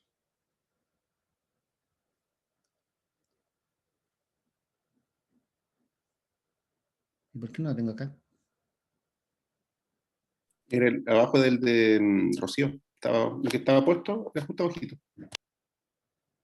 Factores de atención primaria, plan estratégico, hay que alimentar y trabajar el laborante activo, prevalencia de dolor lumbar en manejo, factores que influyen en la compensación cardiovascular, variación de heridas, de fibra, variación del peso corporal. ¿Viste que no? Espera un poquito. Lo reviso acá, rápidamente. Profesor, en la primera No. página. Sí, en la primera página primero, sí, ya me di cuenta. Ya. Lo voy a agrandar.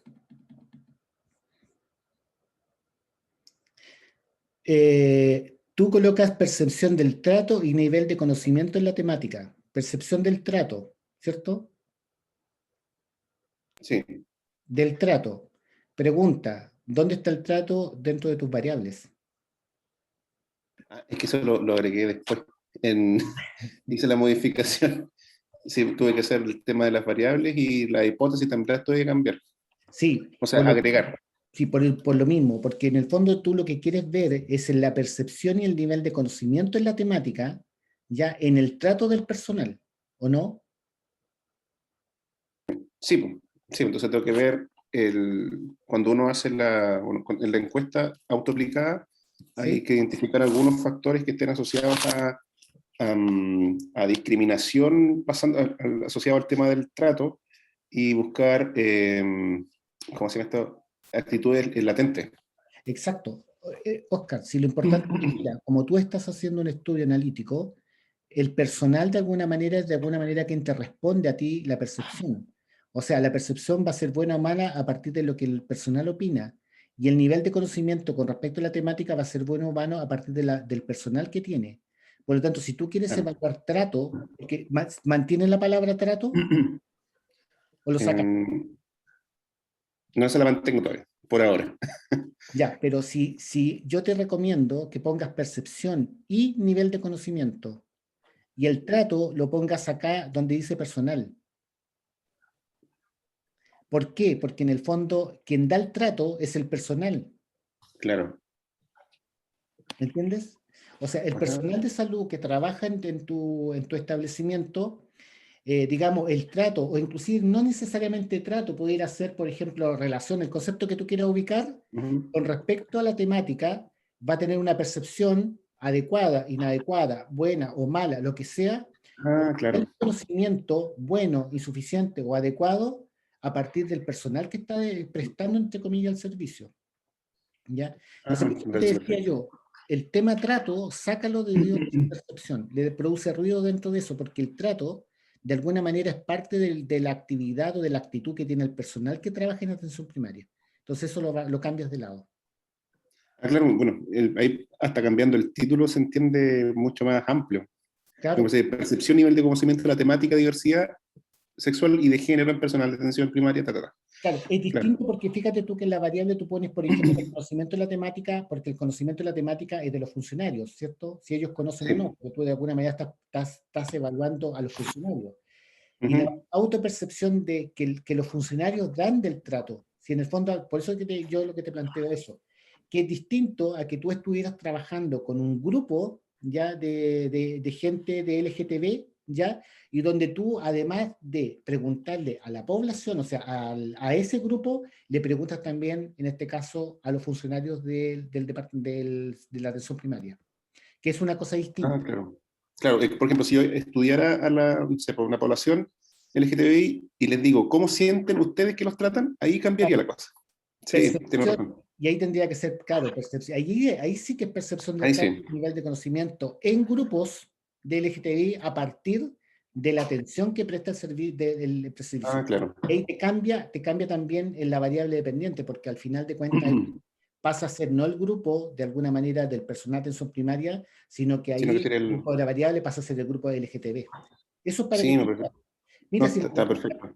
La pregunta básica es cuando uno hace, bueno, ¿quién recibe, en este caso en los estudios analíticos, cuantitativos, quién presta o entre comillas el servicio? ¿Es el grupo o es el personal? Es el personal, ya. Entonces, no sé, que sea fobia o no fobia, ¿quién la hace? El personal. Entonces ya, el personal es mi grupo, mi variable de alguna manera dependiente. y lo otro es independiente a partir de ello. O sea, el trato del personal va a partir del conocimiento que tenga del grupo y a partir también de la percepción que él tenga autoconstruida, como tú le quieras colocar, hacia ese grupo de personas. ¿Ya? Eso por eso que te puse atención, porque son cosas distintas. Claro, entonces, si saco el tema del trato, ahí me quedaría bien, po. Claro, O sea, claro, ahí me quedaría bien. Sí, claro. sí, ahora lo entiendo muy bien. Para que lo tengas claro nomás que el trato va del personal, porque el personal de atención primaria, o sea, tus colegas o otros, son en el fondo cómo ellos perciben y cómo ellos de alguna manera saben, y eso se traduce entonces cómo la atienden, si lo atienden bien a ese grupo, lo atienden mal, etcétera. ¿Ya? Claro, pero eso se puede ir midiendo a través de las otras preguntas, hasta por si es que ellos tienen interés para capacitarse, no sé. Exacto. Pero, claro. Exacto. Ujú. Sí. No, Sí, exacto. no, igual hay como preguntas dirigidas para eso. O sea, son como las preguntas trampa que buscan discriminación latente, Claro. o si quieren o no quieren capacitarse. Son preguntitas trampa que pueden servir para sacarlo. Sí, Pero no, muy bien. y eso, ojo, toda esa información que a ti te va a generar, esas mismas preguntas trampa que en el fondo te van a generar información, a ti te permiten en algunos casos, por ejemplo, sacar otras conclusiones. Si es necesario capacitar, si es necesario, por ejemplo, hacer algún tipo de intervención, si es necesario hacer inclusive otra investigación asociada por situaciones que tú detectaste con eso. ¿Ya? Claro. Solamente por eso que quería, porque en el fondo esa palabrita ahí producía Un ruido. sí, producía lo que se llama, Ah, produce un ruido en el fondo, así se llama en sí. la parte de No, pero me parece perfecto. Igual se entiende mucho más, bueno, la diferencia que hace una palabra. para Así que que, no, no, gracias. ¿ya? Pero como digo, cualquier que usted que en algún momento quiera de alguna manera igual echar una revisión desde afuera, yo no tengo ningún problema para colaborarle desinteresadamente. Lo aclaro para que quede claro, inmediatamente. ¿Ya? Lo voy a ir a molestar. Ni un Voy problema. a ir a tocar la puerta. No, ni un problema. No, por el contrario, si para eso se supone que nosotros estamos para eso. Si la cuestión no es llegar y venir a una clase, hago la clase, le entrego la información y chao, no creo. Para mí, por lo menos, para mí no funciona así. ¿Ya? Bueno, Gracias. solamente. Silvia, ¿quieres decir algo? No, es que estaba pensando lo que no ha sucedido con la tesis, es que nos faltó el tutor desde el inicio, porque muchos hemos andado como perdidos, más a otros compañeros que tuvieron que hacer de nuevo, como la Raquel. Entonces podría haber sido como esta tutoría con con la persona que quisiéramos, con el docente que quisiéramos, para irnos avanzando en nuestra tesis, independiente que tuviésemos a alguien formal, que eso debería haber ofrecido, creo yo, desde mi punto de vista, que lo veo ahora, porque con lo que me aportó hoy en la mañana en esta clase, para mí avancé un montón y me motivó en mi tesis, porque en realidad pasamos por un periodo de desmotivación. Mira, te lo agradezco, Silvia. Como está grabado después, pues, lo voy a repetir tantas veces, pero Repítalo nomás. ¿qué es lo básico que cuando uno hace investigación, y sobre todo los que trabajamos en salud, tenemos una deuda con la población en general? ¿Ya? Tenemos una deuda porque nosotros no podemos generar más investigación por razones que hoy día está limitado en los CEFAM por diferentes razones, que esperemos que en algún momento sea, pero nuestra intención, ¿cuál es? Entregarle herramientas para que ustedes puedan realizar investigación en su establecimiento para mejores tomas de decisiones. Lo que está haciendo Oscar, lo que estás haciendo tú, lo que está haciendo la misma Verónica, Mariana, Rocío, son temas importantes que aunque creamos nosotros que pudieran ser como, no sé, de repente rutinarios, no son tan rutinarios. Y ustedes se dan cuenta cuando tienen que buscar bibliografía y se dan cuenta de que los temas no están bien tratados. Por supuesto en Estados Unidos, por supuesto en otras partes, por supuesto en otras partes lo hacen, en otros países lo hacen. Pero en Chile información generalmente tenemos muy poca en muchos temas. Entonces, ¿qué es lo que tenemos que hacer nosotros? Motivarlos a ustedes para que hagan investigación. No solamente para que obtengan terminen el magíster y tengan un grado académico, sino porque en la medida que se genera información, eso sirve de estímulos para otros y además sirve de estímulos para ustedes. Si ustedes se dan cuenta que investigar no es tan complicado, ya no es tan complicado, porque generalmente lo que hacemos muchas veces, y hemos cometido errores a principios o años atrás, es hacer la investigación muy complicada para los estudiantes. El 60% de los estudiantes, 50% se quedan con las tesis, no terminan sus grados académicos por ello. ¿Se dan cuenta? Entonces, lo que uno tiene que tratar de hacer, yo acabo de ser evaluador del doctorado de la Universidad de Chile, en Santiago. Tienen el mismo problema que tenemos acá. Ya terminé, ya entregamos la evaluación, ya tuve reunión con ellos y todo lo demás, ya hice el proceso. Pero ¿cuál es la situación puntual? Que muchas veces los profesores cometemos el error de entregar una cosa puntual para una actividad X y con eso terminamos. No es un proceso. El estudiar un posgrado es un proceso, ¿ya? Es distinto cuando tú trabajas en un laboratorio, porque quieras o más, estás presencialmente cuando haces estudios de pregrado, de magíster o doctorado, porque también se hacen bajo el alero de alguien. Estás con alguien ahí al cual tú le puedes preguntar, o existe otro al cual tú le puedes preguntar también. Pero en este caso, que lo estamos haciendo virtual o en su momento, yo les voy a comentar que el programa antes, los profesores que estábamos haciendo metodología Moras 4, y básicamente el tema era, se trabajaba, se presentaba, se trabajaba, se presentaba, y cada vez que se presentaba se corregía. Entonces, ¿qué logramos con eso?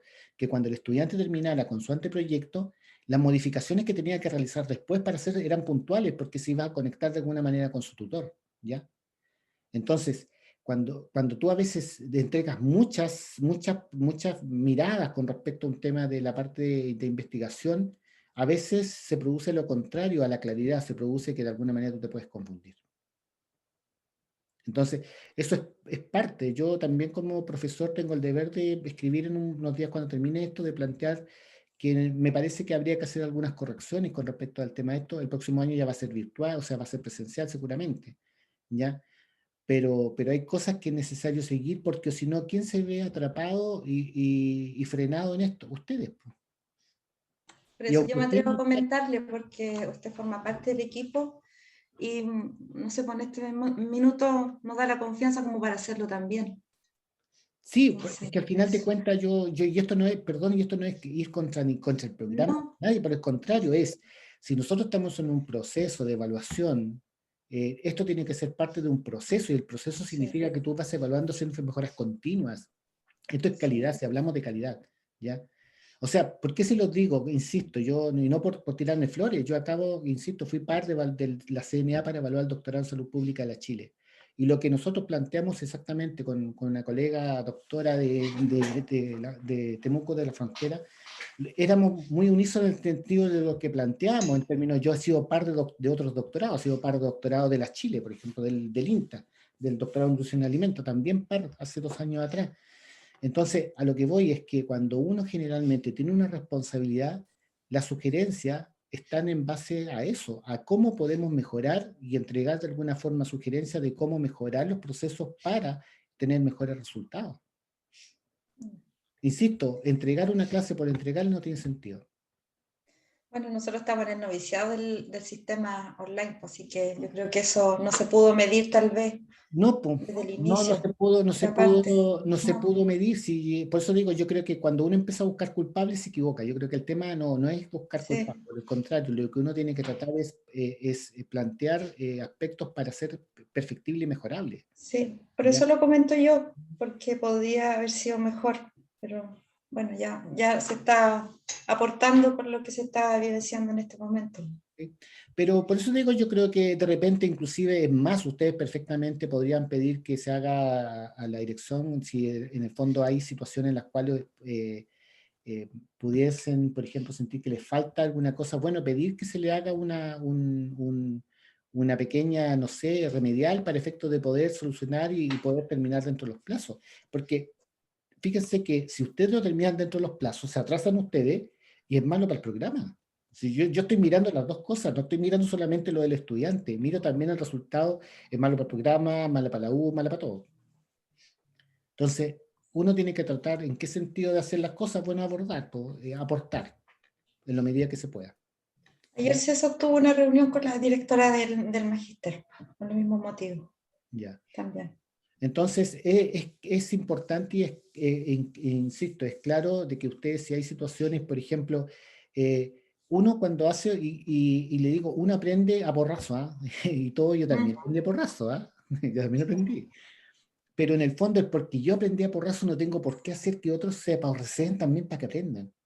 O sea, si yo estoy aquí para efecto de tratar de mostrar alguna información y generar, por ejemplo, un proyecto de investigación, yo de alguna forma tengo que enseñar el proceso pero, y claro, de alguna manera uno va intencionando ciertas cosas para que vaya aprendiendo y entendiendo, porque no es que el otro sea guía y solamente aplique lo que uno hace, pero también significa que todo lo que yo pasé y que me costó, no tengo por qué ponérselo al otro. Eso no tiene sentido, eso ya es aplicar maldad a lo que uno está haciendo. Lo que uno tiene que tratar de hacer es simplificar las cosas, ¿ya? Simplificarlas desde el punto de vista, ¿para qué? Para que sea más fácil que uno llegue a buen puerto, po. Si de eso se trata, ¿ya? Bueno, yo lo único que les planteo a todos, en la medida que ustedes necesiten o en alguna colaboración, como lo que acabamos de hacer, cosas a veces que son sencillas, como por ejemplo de Oscar, o de sugerirles, por ejemplo, que sus estudios sean analíticos y la razón de por qué mejor sean analíticos, y por qué en algunos casos, por ejemplo, aprender a utilizar un software uno mismo, poder aplicarlo, es mucho más práctico. O al final de cuentas decir, bueno, yo no, por ejemplo, yo soy un investigador en el cual, aun cuando pudiera escribir en inglés, escribo en español y mando a traducir a nativos. ¿Ya? Con eso es más rápido, la información me llega más pronto y puedo mandar. De hecho, yo reviso los artículos que me llegan, son todos en inglés. Pero a la persona que en el fondo, generalmente los chinos redactamos mal, y si voy a escribir en inglés voy a redactar peor, y por lo tanto la persona que está traduciendo va a traducir literal lo que yo pongo, y si yo estoy poniendo algo mal, lo va a traducir mal. Entonces ahí yo tengo que uno tiene que ir buscando algunas alternativas. Entonces ¿qué es lo que, en la medida que uno va pasando el tiempo, bueno, va aprendiendo a hacer otras cosas, pues, más simples, haciendo todo más simple. ¿Ya? Eso, y el hecho en el fondo, uno de repente lo plantea, bueno, si la gente no hace investigación y no publica, es difícil que pueda enseñar a hacer investigación. Eso es como de perogrullo. ¿Ya? Bueno, vamos a terminar con lo que estábamos viendo. Yo les mostré esto y queda un poquitito. ¿Ya? Estábamos en esto con respecto a la discusión. ¿Ya? Las preguntas claves, ¿cierto? Algunos ejemplos que dimos. Sin embargo, ahora pasamos a lo que es la conclusión. Las conclusiones son recomendaciones finales que uno hace. En el caso de las tesis van en un apartado final, ¿ya? En el caso de los artículos va como un concentrado al final de la parte de discusión. En conclusión, tal cosa. En resumen, tal cosa. Es exactamente lo mismo, ¿ya? Debe ser específico, concreto y sencillo lo que uno coloca. En este estudio se encontró que por ejemplo, la ansiedad disminuía en un 10% en las familias cuando tenían una mascota. Esa es una conclusión. Y esa es la que uno coloca también en el abstract, por ejemplo. ¿Ya?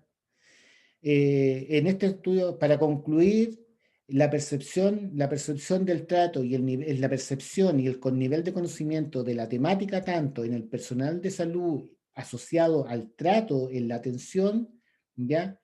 Es aún bajo debido a que existe poca capacitación, poco entrenamiento, poca información, etc. Esa es una conclusión. ¿Se dan cuenta? Es sencilla, es precisa, ¿ya?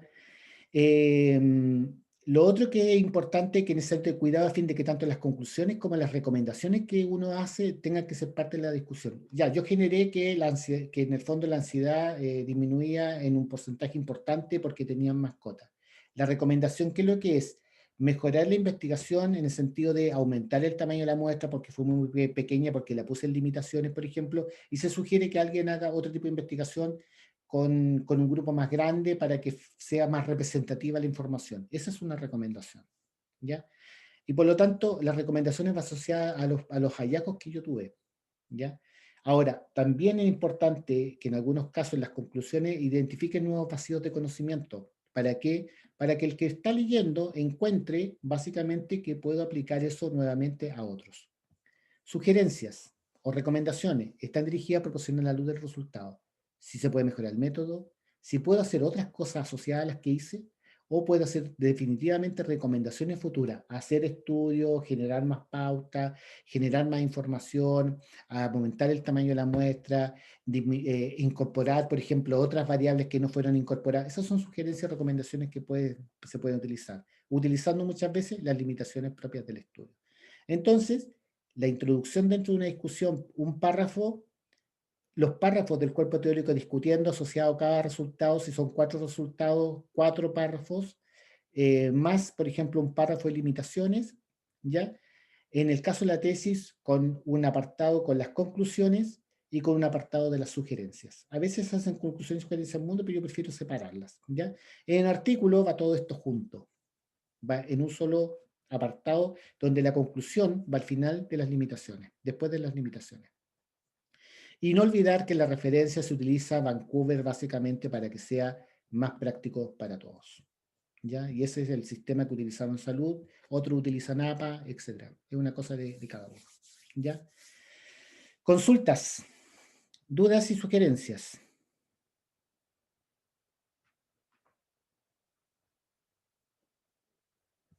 Yo más que todo, profesor, agradecer su buena disposición. Como dice Silvia, se necesita como una reorganización de cómo se ha llevado el ramo que guía nuestra tesis. Ya. Bueno, yo solamente agradecer el tiempo. Yo siempre le agradezco el tiempo de estar ustedes conmigo aquí, escuchándome. Alguien perfectamente, hay algunos que se excusaron. También le agradezco el haberme escrito, ya, porque alguien perfectamente puede ver la grabación, pero lo importante es que todos tenemos que colaborar y tirar para el mismo lado, y eso significa que ustedes terminen en sus tiempos, ¿ya? Es tremendamente importante porque en la medida que uno pueda, de alguna forma, desarrollar el trabajo, hace de que sea bastante más simple ¿cómo se llama? La finalización de las actividades. Profesor, una consulta. Dígame. Nosotros supimos en una clase pasada nomás que teníamos que tener un artículo, entregar un artículo, y lo que comentaba ahora usted también, nos van a decir qué partes lleva ese artículo para poder elaborarlo bien en algún momento, como ya está terminando la clase. ¿Cómo, perdón? Lo que pasa es que nosotros supimos hace poquito con un profesor, Alex Medina específicamente, que teníamos que entregar un artículo. Ahora usted también lo menciona. Entonces Sí, no nos han dicho qué contiene ese artículo, qué partes lleva ese artículo. Tu tesis. Ahora, ¿es lo mismo? No, usted, pero un artículo es una parte que se envía, no es la misma tesis. generalmente es un concentrado el Eso. concentrado final de tu tesis. O sea, para tú graduarte, por ejemplo, tú terminas tu proyecto de tesis el segundo semestre. Termina, Sí. por ejemplo, pensemos que terminas con todo en diciembre, ¿ya? En enero, ya para qué nos vamos a excusar. En enero, algunos pueden terminar en marzo, porque hasta marzo se permite sin ningún problema que tú te puedas titular bajo todas las reglas y sin pagar extra y también, ¿ya? Entonces tú terminas, rendir tu examen, te fue excelente, sacaste un 7, felicitaciones, bla, bla, bla, bla, y empiezan los requisitos para efecto de obtener el grado, para que te entregue tu certificado. Y dentro de los requisitos está en que no debas nada en biblioteca, en que hayas pagado todo, pero hay una regla que establece en la universidad que obligatoriamente tienes que enviar un artículo a una revista. No tiene que ser el artículo aceptado, sino que solamente enviado. Sí, ¿ya? eso nos dijeron. ¿En qué consiste ese artículo? Ese artículo consiste específicamente en los resultados o en la tesis que tú realizaste, ¿ya? Yo siempre he pensado de que el electivo, que casi que el cómo construir un artículo para este efecto debería ser casi un electivo que fuera paralelo con ustedes, porque en la medida que ustedes van desarrollando y van generando resultados, se construye el artículo inmediatamente. Que por eso le consultaba, porque nos han dicho Usted- 2 veces que tenemos usted artículos y no podría- sabemos de qué trata. Bien. ¿Y eso No, tiene y así- algún plazo? Desde que uno termine la tesis a publicar el artículo. No, basta con que tú lo mandes a la revista. Por ejemplo, tú enviaste hoy día tu artículo, por ejemplo, ya lo hiciste, ¿ya? ¿Con qué estoy hablando? Con Laurita. Laurita. Sí. Tú haces tu artículo, tú lo redactaste, escribiste el artículo, el profe te ayudó, bla, bla, bla, bla, lo demás, y lo enviaste. Cuando tú lo envías, inmediatamente te llega un correo de vuelta diciendo, agradezco a usted, señora Laurita, de haber enviado el artículo de tanto. Ese documento, ese correo electrónico, tú se lo mandas a la secretaria y con eso tú, en el fondo, cumples el requisito. No es que esté publicado y no es que esté aceptado, solamente haberlo enviado. ¿Y a qué revista se recomienda? Eso va a depender, eso generalmente se ponen de acuerdo los estudiantes los estudiantes, con los profesores, con el guía de tesis. Ya. ¿Ya? Nosotros con la estudiante nosotros estamos ya definimos dónde estamos rehaciendo revisiones con Jocelyn y con mis estudiantes anteriores para enviarla a una revista Easy, en el fondo, la investigación, ¿ya? Pero eso al final tú lo decides con tu profesor guía, ¿ya?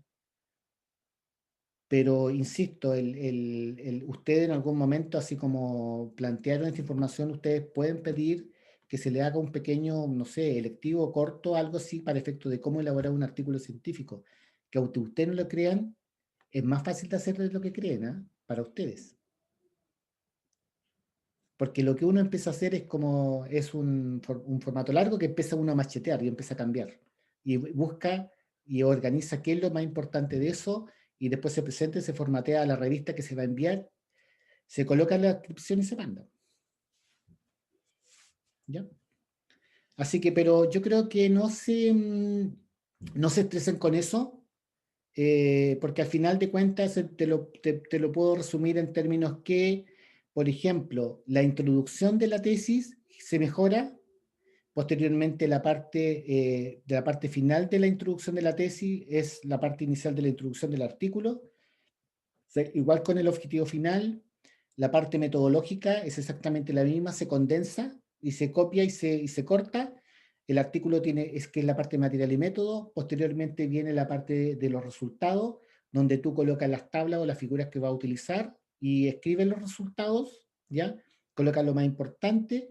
Y posteriormente, ¿qué es lo que presenta? La discusión y las referencias bibliográficas. Las referencias son de acuerdo al formato de la revista, porque aun cuando existe Vancouver, existen varias formas de citar Vancouver. Entonces, uno busca la referencia de la revista. Y la discusión, tú vas a la discusión, si tú tuviste 5 páginas de discusión, no puedes mandar las 5. Entonces, ¿qué haces? En conjunto con el profe, vas buscando cuáles son las partes más importantes para ir seleccionando, y esas son las que tú dejas.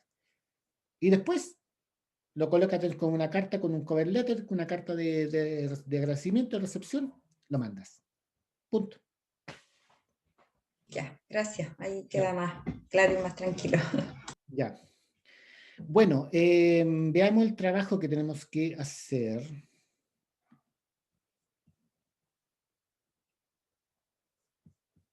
Siempre cuando uno dice que quiere hacer las cosas, siempre se demora un poco. Espera un poquito.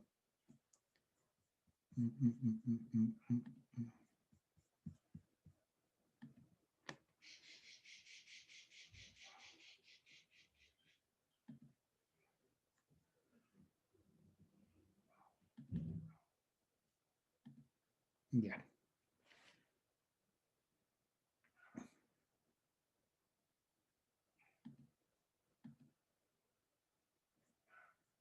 Bueno. Espera un poquito. Como dicen, lo que no se ha visto en la tele.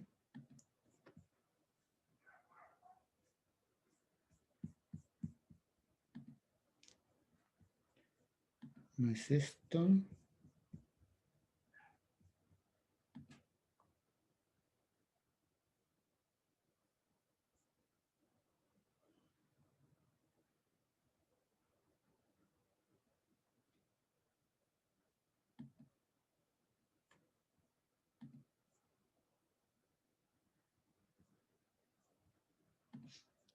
Ustedes bajaron el trabajo que vais a hacer, ¿cierto? Yo sí al menos. Taller de diseño, link clase, foro consulta. Y la rúbrica también que subo. Sí, la rúbrica la subí, taller de resultados. Ya. Aquí está.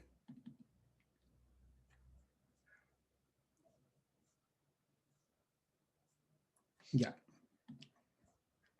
Por ejemplo, la rúbrica es bastante simple. Yo les di un trabajo que nos piden que pongamos nota, ¿ya? ¿Lo están viendo? Sí, sí se ve. Nombres, los grupos con el grupo con el que ustedes bastante trabajan más a menudo, pueden ser 3 hasta 4, no es problema, ¿ya? Y lo que se pide a continuación encontrará 3 tablas y una figura con diferentes resultados, los cuales debe de redactar haciendo uso de los elementos entregados. Esta es la primera tabla, que es una tabla general, En relación a lo anterior, escriba cómo se pensaría. Lo vamos a hacer como ejemplo, el primero, pero me interesa que lo vean como ejemplo. Posteriormente, esto es como el show de póngale nombre. ¿Cómo se llamaría la tabla esta? ¿Cómo se llamaría? ¿Ya? Y al final de cuentas, aquí está la clasificación, malas, le puse la clasificación de esto que aparece aquí como ajuste o adaptación. Escribe cómo presentaría los resultados a ustedes, generalmente se presentan en forma general, ¿ya? Aquí hay una sobreintervención ontológica, alguien inclusive puede ver esto que lo vimos ayer, ¿ya? Cómo en el fondo presentaría este resultado, que es bastante simple y sencillo, y un gráfico con respecto al consumo de esto, que cómo lo presentarían y cómo ustedes presentarían ese resultado. ¿Ya? ¿Está claro? Sí, está claro. Ya. Entonces, en la primera, esta es la tabla 1, por ejemplo, ¿cómo describiría el resultado de acá?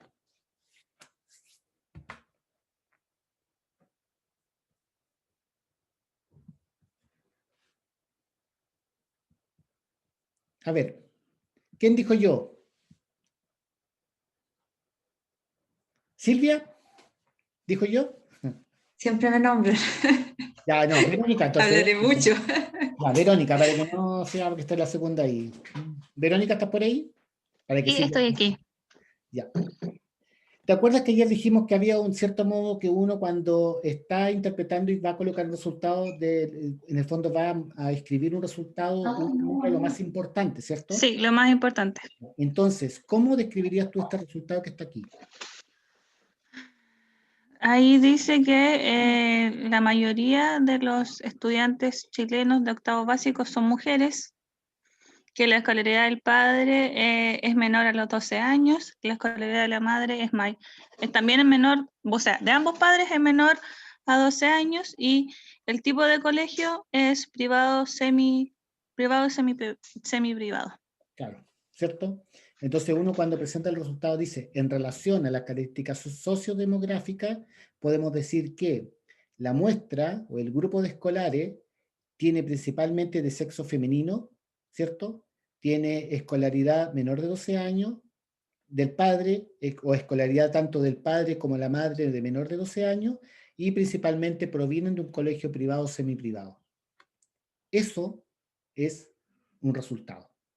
Y es más, cuando ustedes presentan en una tesis esto, tú generalmente los marcan, marcan, por ejemplo, el 50,1 lo marcan en rojito, o ponen un cuadradito, ponen lo más importante, porque eso en el fondo es lo que se va a, de alguna manera, destacar. ¿Está claro, Verónica? Sí, Ya. clarísimo. Entonces, para hacerle el mismo ejemplo de ayer, si yo coloco esto como parte de un resultado, ¿cómo eso se transformaría en discusión? Por ejemplo, con respecto a nuestro estudio, con respecto a las características sociodemográficas del grupo estudiado, ¿ya?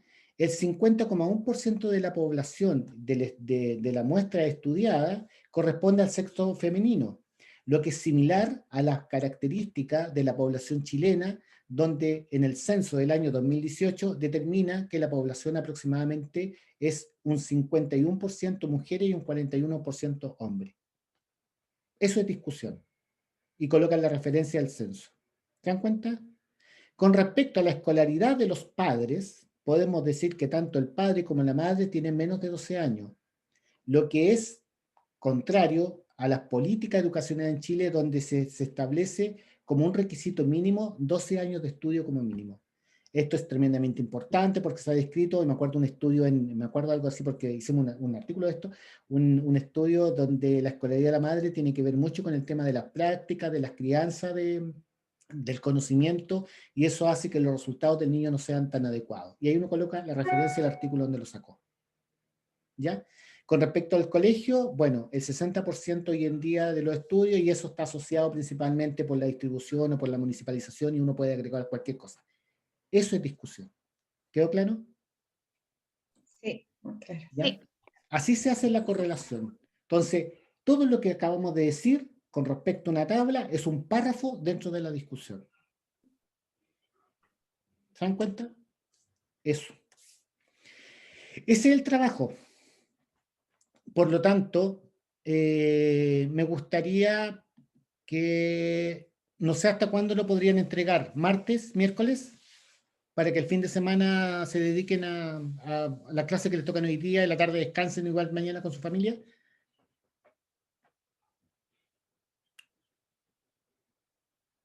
Profesores, no encuentro el archivo. ¿En qué parte está? ¿En cuál carpeta?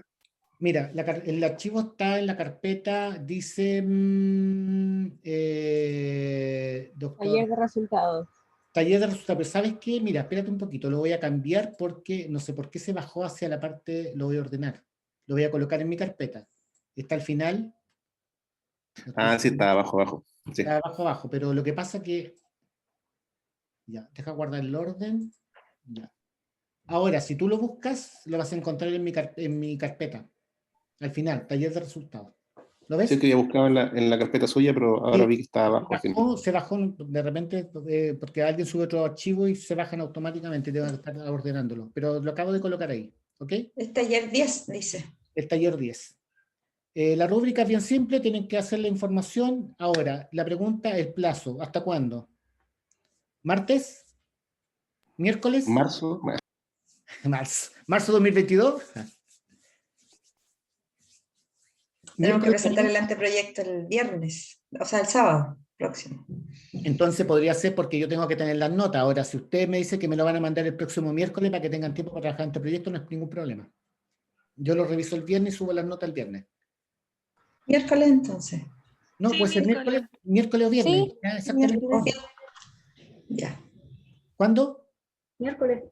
Miércoles. Listo. El miércoles me envían, creo que lo pueden subir inmediatamente ahí mismo.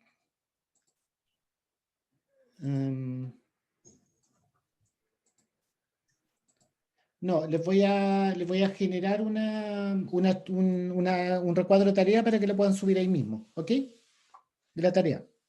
¿Estamos? Bueno, Ok. agradezco su tiempo. Voy a dejar de grabar.